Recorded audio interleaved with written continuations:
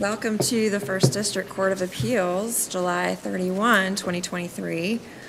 We have one case set for argument today, and that is In Re J.C., case number C220544. For appellant, we have Mr. Josh Thompson, and for appellee, State of Ohio, we have Ms. Edith Lapp. Good morning. Mr. Thompson, would you like to reserve any rebuttal time? 5 minutes, Your Honor. Okay. And I'll be using the lights in front of you. When you have a minute left of your initial time, the yellow light will come on. Okay. May it please the court, counsel. Officer Woodruff talked to Ms. Butler and TT. Then he made an arrest for aggravated menacing. He did not personally observe an aggravated menacing, and neither Ms. Butler or TT testified at trial. There was no other evidence presented. We know that a resisting arrest requires a lawful arrest, and there's simply no evidence of a lawful arrest here. So this is an interesting case because it was supposed to go to trial on both the menacing and the resisting arrest. Right. The witness for the menacing didn't show up last minute, and the menacing was dismissed. So in a situation like that, how would the state prove it was a lawful arrest? I thought about this. I think maybe one way would have been a 911 call. That could have been an excited utterance, for instance. Are you saying that the state could not have proved resisting arrest with hearsay? Not without an exception, yes, that's what I'm saying. But it wouldn't, in order to show probable cause, you can use hearsay, right? Sure. So would the state have been able to prove, you're telling me that the state couldn't have proven a lawful arrest without hearsay? Or by using hearsay? Well, if the officer were to testify as to what was told to him in order to inform his decision to arrest, isn't that not evidence entered for the truth, but entered to inform his decision-making process as an officer? Yes. So to answer both questions, really, it didn't happen in this case. It didn't come out. There was an objection, and it was granted. So it could have been done. When we're dealing with a situation like this, the officer could have said, I talked to these people, and they told me the following in order to establish a lawful arrest. Yes. Okay. I believe so. But what you're saying is that we have no information besides the fact that the officer had the conversation. We don't know what was said during the conversation. Right. Okay. And to draw this out even further, the state in this case would not have been able to prove the menacing charge by hearsay because that would be for the truth. Right. But they could, in theory, have shown probable cause, again, not for the truth, just for the officer's decision-making process, and they could have proven the resisting arrest, assuming there was such evidence. We don't know because it wasn't introduced. Exactly. You see my wheels turning a little because I'm thinking lawful arrest is still an element, but point well taken that it's not for the truth of the matter. And we're dealing in hypotheticals here because Right. we don't know what the evidence was. It wasn't there. Exactly our point. Okay. Let me ask you, Mr. Thompson, what relief are you asking for here for your client? Dismissal.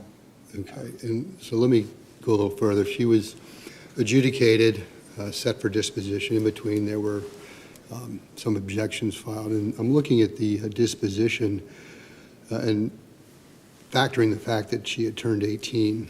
It says, court costs remitted as defendant is found to be indigent, terminate case. And it says hold status that was previously ordered is hereby terminated. And then my understanding is she went to the dependency docket. So what can we do? She's not on probation. She's not at DYS. There's no fine. I can't think of any collateral issue that she'd have to deal with as a result of this. And she's aged out of the juvenile court system. So I guess my point is what's your argument that this matter is not moot? And Well, she still has the adjudication on her record. Okay, but that's not a criminal offense. It's not, I mean, for instance, if she wants to purchase or carry a gun, that's not going to be a disability for her. No. It doesn't increase, any adult crime she may be involved in. No, but it is a collateral consequence for certain schooling, jobs. She has to go through the expungement process. It's not just, doesn't just go away. Okay, so but she'd be eligible for expungement. She would. Okay. If That's all I have. there are no further questions, I'll reserve the remainder of my time. Counsel, I do have a question. Was there a motion for stay pending appeal filed in this case, if you recall? I will look at the docket. I know I didn't file one. I do not recall if it was orally requested or not at any point. Okay, thank you. Would you check the docket during the break for I that? will. Thank you. Thank you. Morning, members. Good morning. I believe there was a motion for stay that was granted pending appeal. You requested it? No, Oh, no, but maybe I'm not the one to be quoting the record, but I'm pretty sure I put it in my brief, too. But maybe Mr. Thompson can find it. Let me ask you then, Ms. Anton, what was there to stay? What was to be stayed? The case was terminated by the judge, at least by entry on October 11th, 2022. Gosh, I can find, I positively said a stay pending appeal. And, but the thing is, then, after the judge's opinion came out, she turned 18. And that's what I was talking to Mr. Thompson beforehand. If there, does that, is there any juvenile court jurisdiction once you turn 18?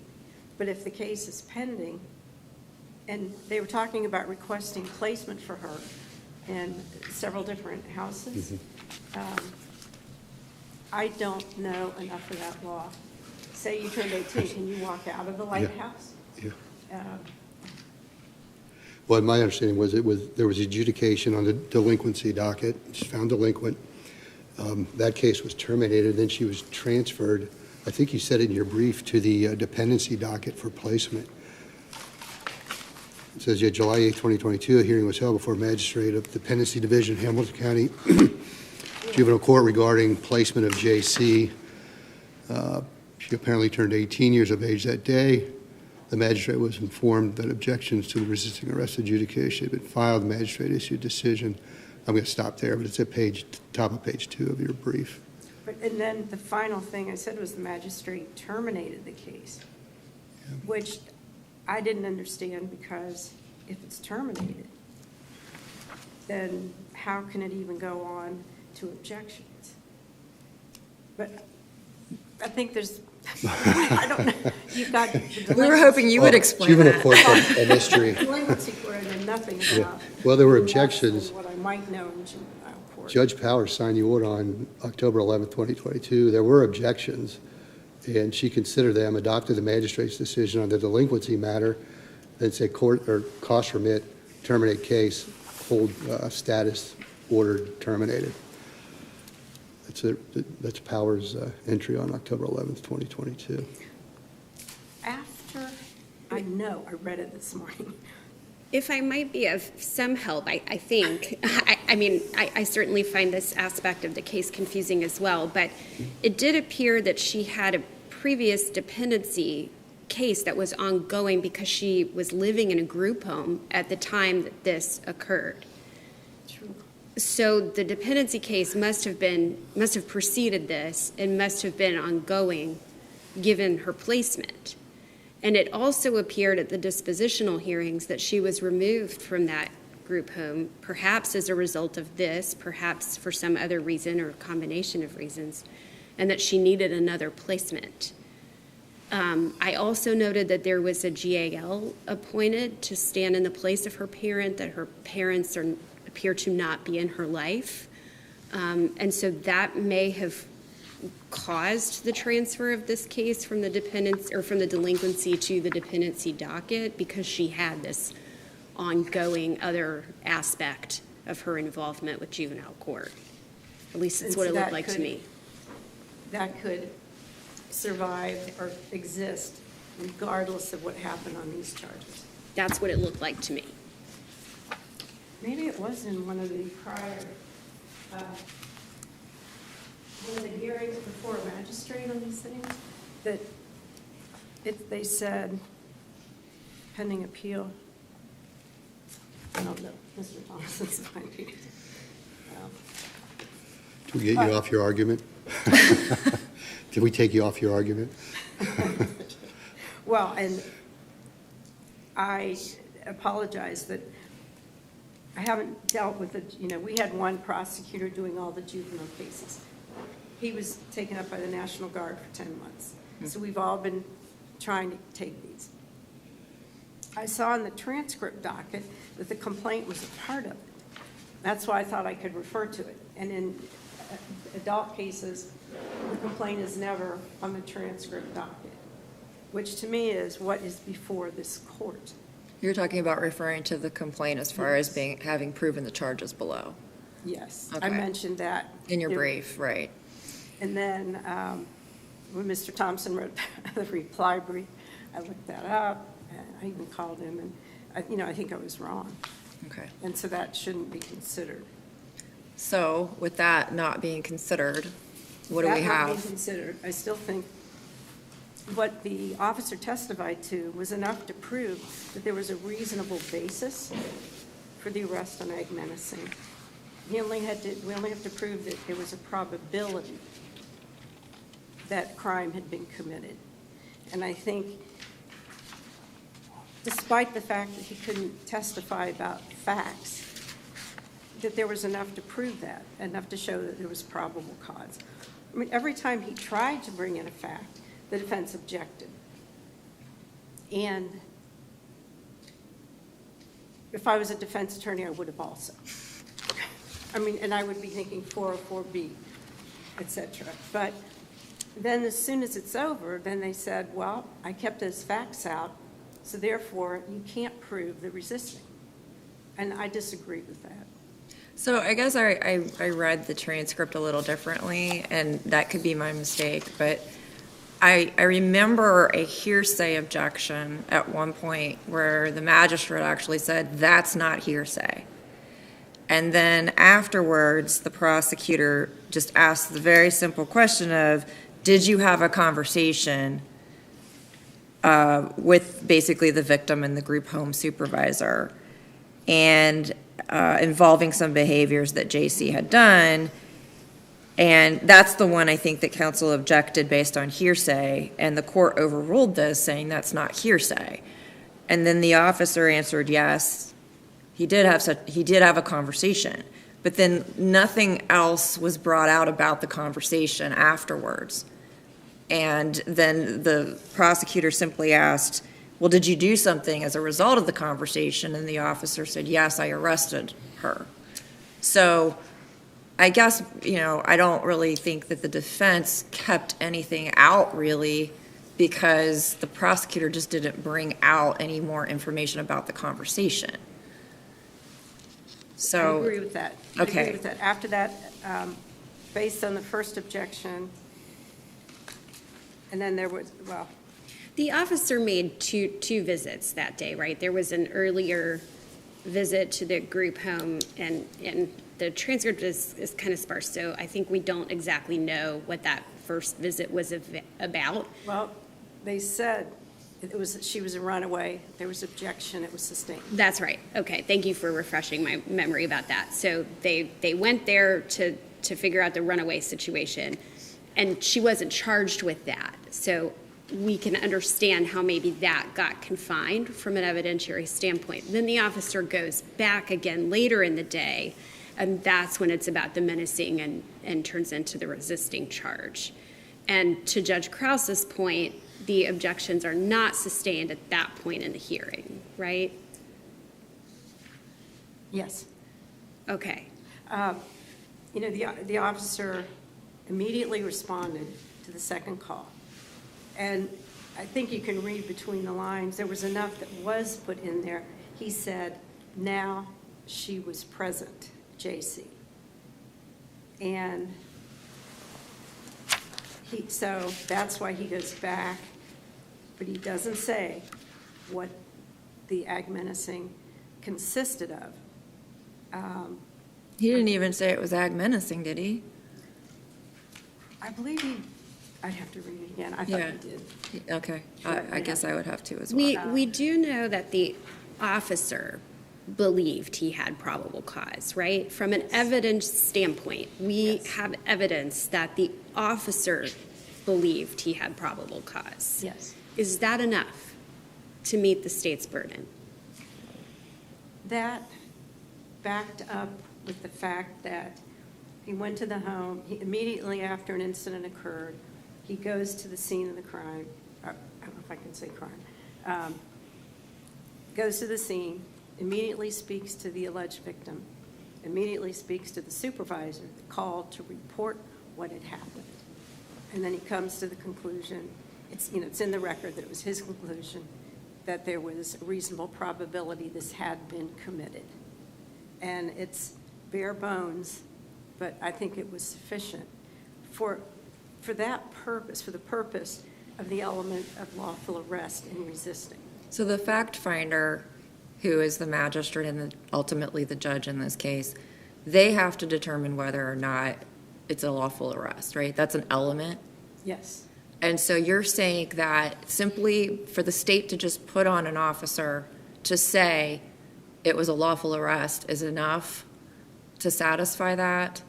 If it's backed up with the fact that we know the officer immediately responded to something, to the call, went to the scene, spoke with the victim, spoke with the supervisor that had reported it, then I'm saying all of that together is enough, with his opinion, his experience, to show that there was a probability that the offense had occurred. So the fact finder doesn't need any other information to make an independent determination of whether or not that there was probable cause for an arrest, is what you're telling me. Yes, I think this case is right on the edge of it. Okay. And I wish you could have said the complaint was a part of the record. Right. But no, it is the bare bones of it. Yeah. Or the prosecutor, you would agree, could have brought in basically hearsay. They could have asked the officer what was discussed in this conversation, and that would have been admissible, right? If the defense didn't object and it was sustained. Right. Well, I felt like anything, when he got near it, did your conversation, did it involve behaviors Smith's coach had done? And that's when they said hearsay. The judge said, no, that's not. And so the prosecutor said, was there some kind of legitimate arrest that happened? And he says, I'll overrule it. Did you have conversations? That's a yes. He did not then try to keep getting in the specific conversation. but you would agree that that would be the way to prove a lawful arrest, right? That would be a much stronger way to prove a lawful Right. arrest. Yes. I was thinking, or, could you call in Miss Butler? But because she wasn't, she might have witnessed the resisting, but she couldn't really testify to anything about the ag menacing. I would have thought, if you're the defense attorney, you're definitely going to object to it if the prosecution is not going forward on that charge. Mm-hmm. So Yeah. I think it's sufficient, but yes, I absolutely agree. It's the bare bones of this issue. And yes, other things could have been done. Thank you. Mr. Thompson, you actually have about 10 minutes. I'll try not to use all of Okay. them. To answer Judge Kinsley's question, transcript of the docket 48, there was a stay requested by defense counsel. It was after Judge Powers' entry went on.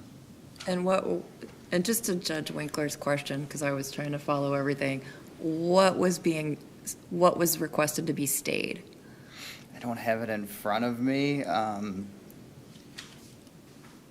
I don't have a good answer for that, Okay, given that it was terminated. right, Right. okay. But that would give us some indication that JC was not voluntarily serving any form of sentence or voluntarily accepting any consequence of this adjudication. Right, and certainly not leading up to the adjudication and disposition. Do we know, Mr. Thompson, was she removed from the group home as a result of this adjudication? I don't know for certain. I assume she was, but I don't know. Oh, thank you. I like to see the appellant and the appellee working together to come to It's the right rare, answer. right?